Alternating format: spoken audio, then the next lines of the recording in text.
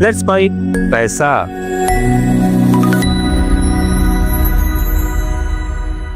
नमस्ते दोस्तों, एक बात मैं आपसे पूछना चाहूंगा कि जब हम खाना खाते हैं, जब आप खाना खाते हैं तो थाली में क्या क्या रखते हैं? रोटी रखते हैं, दाल रखते हैं, सब्जी रखते हैं, सलाद भी रखते हैं, थोड़ा सा कर्ड या दही भी रखते हैं और साथ में थोड़ी सी मिठाई भी रखते हैं। सही बोला ना मैंने आपको? तो दोस्तों, खाने की थाली में हर चीज का बैलेंस बनाते हैं। कुछ हेल्दी रखते हैं, कुछ स्वादिष्ट रखते हैं और कुछ आपको एनर्जी देने वाले रखते हैं। अब आप ये सोचिए कि अगर आपकी थाली में सिर्फ मिठाई हो तो क्या होगा? ना तो खाने का स्वाद आएगा, और अगर मिठाई खाएंगे तो क्या होगा? आपको डायबिटीज भी हो सकती है या फिर पेट खराब हो सकता है। या उसी तरह से आप सिर्फ रोटी सब्जी खाओ तो आपको खाने में नीरसता लगेगी, आपको लगेगा यार क्या एक ही एक खाना रोज खाए जा रहा हूं मैं।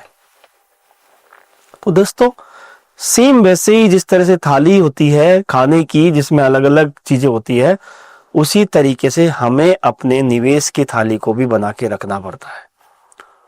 और जब इस निवेश की थाली का बैलेंस करना पड़ता है, उसे बोलते हैं एसेट एलोकेशन। तो लेट्स बाय पैसा में मैं मनीष आज आपसे बात करने वाला हूं इसी विषय पे, जिसका नाम है एसेट एलोकेशन। तो एसेट एलोकेशन क्या होता है, ये जरूरी क्यों होता है, इसको किस तरीके से कर सकते हैं, कौन कौन सी एसेट क्लास है जिसमें हम पैसा डाल सकते हैं, इन सब बातों के बारे में ही हम आज इस वीडियो में चर्चा करेंगे। तो चलिए दोस्तों, हम शुरुआत करते हैं आपके लिए एक परफेक्ट एसेट एलोकेशन कैसे बन सकता है उसके बारे में विचार करने की। चलिए दोस्तों, आगे बढ़ते हैं। सबसे पहले हम बात करते हैं कि एसेट एलोकेशन होता क्या है। तो जैसा मैंने आपको अभी पहले भी बताया कि हमको एक जिस तरह से हम खाने की थाली में अलग अलग चीजें रखते हैं, उसी तरह से हमको अपने इन्वेस्टमेंट में अलग अलग एसेट क्लास रखनी होती है। जैसे कि अपन ने इक्विटी में भी इन्वेस्टमेंट किया, आपने डेट में भी इन्वेस्टमेंट किया, आपने गोल्ड में भी इन्वेस्टमेंट किया, आपने प्रॉपर्टी में भी इन्वेस्टमेंट किया। तो दोस्तों, सरल भाषा में एसेट एलोकेशन होता है कि आपके पैसे को अलग अलग जगह यानी अलग अलग एसेट क्लास में बांटना। जैसे थाली में रोटी दाल सब्जी रखते हैं, वैसे ही आपके पोर्टफोलियो में भी stocks, bonds, real estate, gold, air, cash, इन सब का आपके पोर्टफोलियो में एलोकेशन होना चाहिए। हर एसेट क्लास का अपना खास रोल होता है। जैसे खाने की थाली में हर चीज का एक अलग रोल होता है। कोई एसेट क्लास आपकी ग्रोथ देता है और कोई एसेट क्लास आपको स्थिरता देता है और कोई एसेट क्लास आपको लिक्विडिटी देता है। अब जैसे खाने की थाली का ही हम एक बार दोबारा से एग्जांपल लेते हैं। तो मान लो आपकी थाली में सिर्फ रोटी है, तो क्या वो पौष्टिक होगी? नहीं होगी ना। उसके साथ आपको दाल भी लेनी पड़ेगी, सैलेड भी लेना पड़ेगा। तो वैसे ही अगर हमने अपना सारा पैसा भी एक ही एसेट क्लास में लगा दिया, जैसे स्टॉक्स में लगा दिया या हमने प्रॉपर्टी में ही लगा दिया, तो एक ही एसेट क्लास में इन्वेस्टमेंट करेंगे तो हमारा रिस्क बढ़ जाता है। तो एसेट एलोकेशन का मतलब होता है अपने पैसे को इस तरह से बांटना कि आपको ग्रोथ भी मिले, रिस्क भी कम रहे और जरूरत पड़ने पे आपका पैसा आपके लिए तुरंत उपलब्ध भी हो जाए। तो इसके लिए हम अलग अलग एसेट क्लास की बात करेंगे, लेकिन उससे पहले हमें समझना यह जरूरी है कि यह कंसेप्ट एसेट एलोकेशन आपके फाइनेंशियल गोल्स के हिसाब से कैसे काम करता है। चाहे आप रिटायरमेंट के लिए बचत कर रहे हो, चाहे अपने की बच्चों की पढ़ाई के लिए बचत कर रहे हो, एसेट एलोकेशन आपके पोर्टफोलियो को एक मजबूत नींव प्रदान करता है। तो चलिए आगे बढ़ते हैं कि एसेट एलोकेशन जरूरी क्यों है। अब सवाल यह आता है कि एसेट एलोकेशन इतना जरूरी क्यों है। तो दोस्तों, इसका जवाब होता है रिस्क मैनेजमेंट और रिस्क ऑप्टिमाइज करना। रिस्क को मैनेज करते हुए रिस्क को कम से कम करना एसेट एलोकेशन का एक बहुत बड़ा कारण है। अगर थाली में मिठाई रहेंगे तो एक दो दिन तो आपको खाने में बहुत मजा आएगा, लेकिन लंबे समय तक अगर आप खाओगे तो आपकी सेहत खराब हो जाएगी। वैसे ही अगर आपने सारा पैसा एक ही जगह एक ही एसेट क्लास में लगा दिया, मान लो शेयर्स में लगा दिया और मार्केट क्रेश हो गया, तो आपका पूरे पैसे पे डाउन हो गया, तो रिस्क आपकी पूरे एक पैसे पे हो गई, एक ही एसेट क्लास में हो गई। तो एसेट एलोकेशन के यहाँ पे तीन बड़े फायदे हैं। पहला फायदा है रिस्क डाइवर्सिफिकेशन। आपने चूंकि अलग अलग एसेट क्लास में अपना पैसा लगाया तो आपके रिस्क कम हो गई। मान लो आपने स्टॉक में पैसा लगाया, बॉन्ड में भी लगाया, गोल्ड में भी लगाया, और स्टॉक डाउन हो रहा है तो आपके बॉन्ड और गोल्ड से आपके पोर्टफोलियो को रिटर्न आ रहे हैं, तो डाइवर्सिफिकेशन आपका हो जाता है। स्थिर रिटर्न, एक बैलेंस पोर्टफोलियो अगर आप बनाते हैं तो मार्केट के कितने भी उतार चढ़ाव हो, आपको कहीं ना कहीं एक बैलेंस रिटर्न तो मिल ही जाते हैं। जैसे 2008 में मार्केट क्रेश हुआ और अगर आपने सिर्फ स्टॉक्स में लगाया होता तो आपका पूरा पैसा भी डाउन हो जाता, लेकिन अगर आपने चारों तरफ हर एसेट क्लास में इन्वेस्टमेंट किया है तो आपके पैसे को एक सुरक्षित बैलेंस रिटर्न मिले हैं। आपके फाइनेंशियल गोल हासिल करने के लिए भी एसेट एलोकेशन बहुत जरूरी होता है। जैसे आपको 2 साल के लिए, 2 साल के बाद कोई बड़ी गाड़ी खरीदनी है, 5 साल के बाद घर खरीदना है, या 20 साल के बाद रिटायरमेंट होना है, तो एसेट एलोकेशन करके आप अपने गोल्स के हिसाब से एसेट एलोकेशन करके अपने निवेश को कस्टमाइज कर सकते हो। अब एक रियल लाइफ का एग्जांपल लेते हैं कि मान लीजिए राहुल नाम का एक 30 साल का आईटी प्रोफेशनल है और उसका गोल है 10 साल में घर खरीदना। अब अपना वैसा वो सारा स्टॉक मार्केट में लगा देगा और अगर स्टॉक मार्केट टूट जाएगा तो उनका गोल है वो पूरा नहीं हो पाएगा। लेकिन अगर वो अपने पैसे को 60% इक्विटी में, 30% डेट में और 10% कैश में और गोल्ड में बांट देगा तो उनका पोर्टफोलियो थोड़ा सा अच्छा रहेगा, ज्यादा स्थिर रहेगा और उनका गोल आसानी से पूरा हो जाएगा। तो दोस्तों, एसेट एलोकेशन आपके निवेश की थाली को बैलेंस बनाता है, ना कि ज्यादा रिस्की और न ही ज्यादा बोरिंग। तो एसेट एलोकेशन के बाद में हम बात करते हैं कि एसेट क्लास कौन कौन सी है जहां पे एक निवेशक अपना पैसा निवेश कर सकता है। अब बात करते हैं एसेट एलोकेशन की। तो आपके निवेश की थाली में ये अलग अलग डिशेज है जो उन हर का अपना स्वाद होता है, अपना फायदा होता है। तो चलिए एक एक करके अपन देखते हैं, हम लोग देखते हैं कि कौन कौन सी एसेट क्लास अवेलेबल है।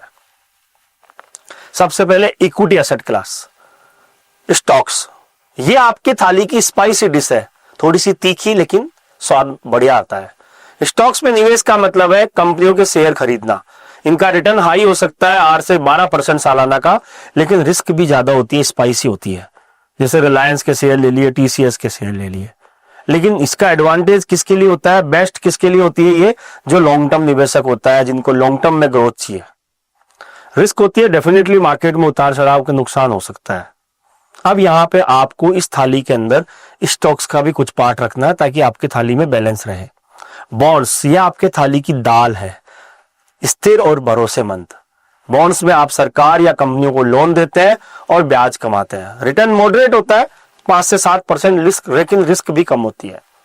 ये किसके लिए बेस्ट होती है, जो परंपरागत निवेशक है, जिनको रिस्क कम लेनी होती है, उनके लिए ये बॉन्ड परफेक्ट है, और या फिर किसी को शॉर्ट टर्म गोल के लिए। अब बॉन्ड में भी रिस्क क्या होती है कि अगर ब्याज दरों में बदलाव हुआ तो आपने 2 साल के बाद एफडी की रिटर्न देखने जाओगे तो वो कम मिल सकते हैं आपको। कैश और कैश इक्विवेलेंट भी आपके एसेट क्लास है। यह आपकी थाली का सलाद है, सिंपल और हमेशा उपलब्ध। फिक्स डिपॉजिट, सेविंग अकाउंट या लिक्विड म्यूचुअल फंड में आप इस एलोकेशन कर सकते हो। सुरक्षित होता है, रिटर्न कम होता है, लेकिन लिक्विडिटी पूरी मिलती है आपको। कभी आपको इमरजेंसी फंड चाहिए या शॉर्ट टर्म की जरूरतों के लिए चाहिए तो आपको इस एसेट क्लास में जरूर जाना चाहिए। लेकिन यहां पे भी एक रिस्क होती है कि अगर आपने इसको लंबे समय के लिए रखा तो महंगाई से आपके पैसे की वैल्यू घटने लग जाती है। रियल एस्टेट, रियल एस्टेट आपकी थाली का हेवी डिश है, जैसे कि बिरयानी।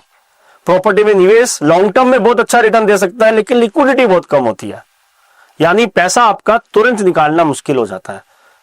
लेकिन डाइवर्सिफिकेशन करने के लिए प्रॉपर्टी एक बेस्ट ऑप्शन है, और रेंटल इनकम के लिए अगर आपने कोई प्रॉपर्टी ली है तो वो एक बेस्ट ऑप्शन है आपके लिए। कमोडिटीज, गोल्ड और सिल्वर में भी आप निवेश कर सकते हो। ये थाली का डेजर्ट है, थोड़ी मात्रा में परफेक्ट। गोल्ड महंगाई के खिलाफ आपको हेजिंग देता है और पोर्टफोलियो को स्थिरता भी देता है।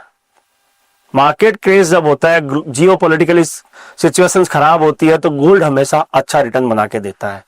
तो गोल्ड आपको एक स्थिरता देता है पोर्टफोलियो में। लेकिन इसकी भी वही रिस्क है कि इसके प्राइस भी बहुत ज्यादा वॉलेटिलिटी होते हैं, बहुत ज्यादा अप एंड डाउन होते रहते हैं।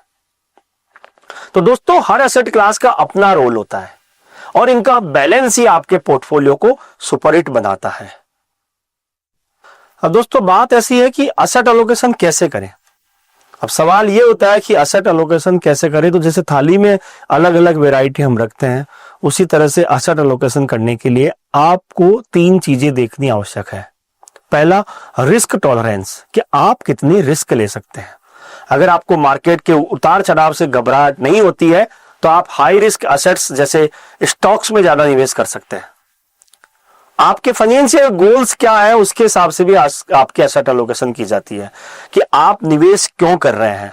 आपको घर खरीदना है या रिटायरमेंट लेना है या बच्चों की पढ़ाई के लिए आपको पैसा जोड़ना है, इन गोल्स के अकॉर्डिंगली आप अपना निवेश कीजिए। अगर आपका कोई शॉर्ट टर्म गोल्स है तो आपका निवेश बॉन्ड्स में और कैश में ज्यादा होगा, जबकि आपका लॉन्ग टर्म गोल है तो आपको स्टॉक्स में जाना चाहिए। इन्वेस्टमेंट होराइजन भी एक बड़ा इंपॉर्टेंट है कि आप कितने समय के लिए इन्वेस्टमेंट करना चाहते हैं।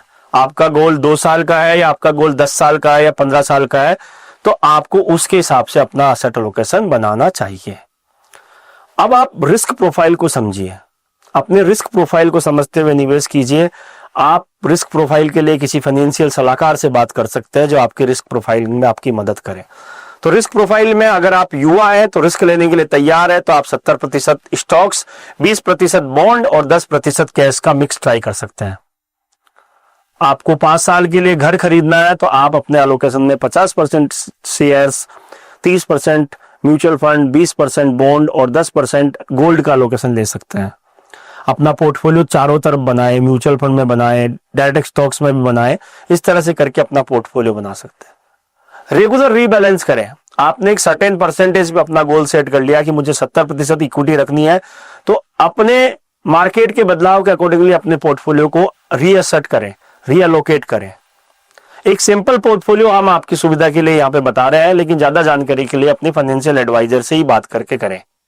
युवा निवेशक अगर कोई है 25 से 35 साल, तो उसके लिए 70% स्टॉक्स, 20% बॉन्ड और 10% कैश का एक मॉडल पोर्टफोलियो हो सकता है।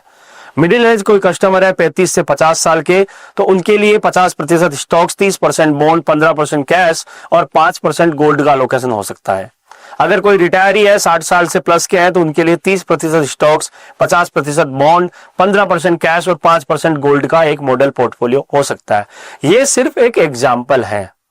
आप अपने फाइनेंशियल एडवाइजर से कंसल्ट करके अपना परफेक्ट थाली यानी कि परफेक्ट अपना एसेट एलोकेशन डिसाइड कर सकते हो। चलिए हम आपको कुछ बोनस बात भी बता देते हैं इस वीडियो में कि आपको क्या करना चाहिए और क्या नहीं करना चाहिए। सबसे पहले हम बात करते हैं कि क्या करना चाहिए। सबसे पहले अपने गोल्स और रिस्क टॉलरेंस के हिसाब से एसेट एलोकेशन बनाना चाहिए। हर साल अपने पोर्टफोलियो को रिव्यू और बैलेंस करना चाहिए, रीबैलेंस करना चाहिए। डाइवर्सिफिकेशन करना कभी नहीं भूले। एक ही एसेट क्लास में सारा पैसा नहीं डालें।